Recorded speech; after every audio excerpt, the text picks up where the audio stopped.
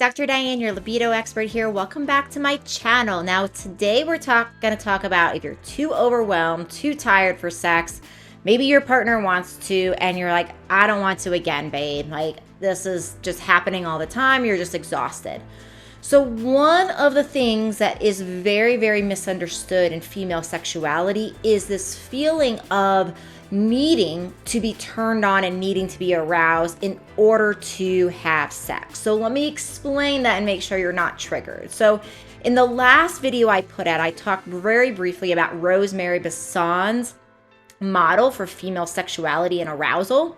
And essentially in that model, it basically takes the old model of how we thought about female sexuality and it throws it out the window, right? Because we used to think that we would have to become aroused and that essentially there was this excitement arousal phase that would always predispose sex and orgasm.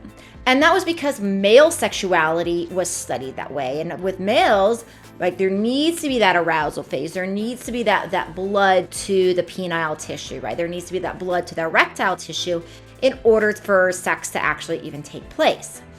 Now, what's different with female sexuality is there's so many different things that actually play into arousal.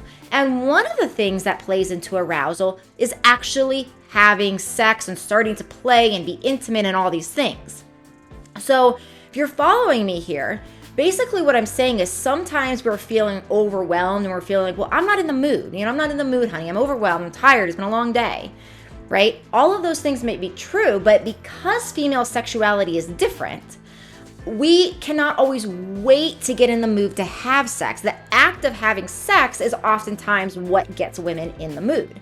And when I tell women this for the first time, oftentimes there's this level of, like really? And it's the conversation oftentimes, it's like, just try it. Just like, to have sex with your partner, start to play, start to do foreplay, start to just do, all the touching and the teasing and the initial acts of intimacy, and start to see if you get more and more into it. And what usually happens is 5, 6, 7 minutes, it starts to feel good.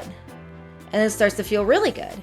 And then most of the time when women get done with this exercise, the most common thing I hear is, I think we should do this more often, right? Because what's happening here is that oxytocin, that pleasure, is balancing. Like, we have more oxytocin receptors than men do. I think this is so important because we also have the more capacity to multitask and for our brain to be hyper-focused on so many different things at once, which is really easy to go to overwhelm, right? And so the reason how this is connected to all these oxytocin receptors, and this I get chills because I just get so excited about this kind of information, but it's so exciting to me because I feel like what I see in holistic medicine, what I see in nature, what I see in cause and effect in health is that we are often given the antidote for something. So for example, women have the way estrogen and progesterone affect the brain. We have more ability to be able to multitask, able to be overwhelmed, these sorts of things. And we have more oxytocin receptors, and oxytocin helps us to balance that overwhelm. It helps us to get out of that stress response. It helps us to feel happy and purposeful and all of that. And so, some people like Kim Anami is a sex coach that I really like, and she has a course called The Well Effed Woman, right? And so there's people like her that are talking about this.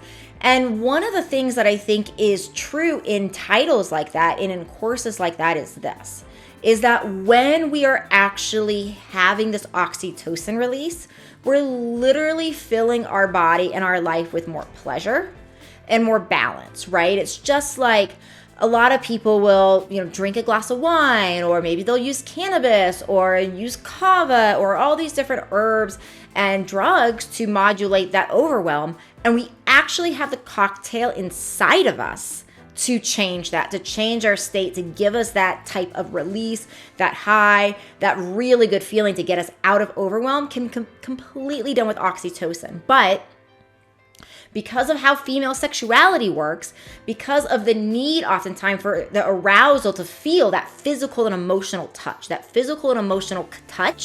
and connection is oftentimes what gets us aroused. So we start to do our thing with our partner, right? And we're starting to be physically connected. We're looking in their eyes, where they're saying sweet things to us. We're feeling emotionally connected.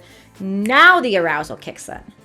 And so the reason why oftentimes when this happens, that females will say, oh, after I do this, like, we should do this more often, is because also what you're getting flooded with then is that oxytocin, right? You're getting flooded with that stress reduction around like, oh, right, this feels really good. Well, why am I not motivated to do this other times? Because I've been taught as a woman, based upon society, that I need to wait until I'm aroused to have sex, instead of starting and realizing that the arousal comes with that emotional connection. So I would almost go into these intimate moments, not even with sex, hugely on the mind. Like, let's go first before we even have sex. Let's just go have physical, emotional intimacy time. Let's rub each other. Let's kiss a bunch. Let me kiss your chest. Let me kiss your belly. And let's just play with this desire for emotional connection, right?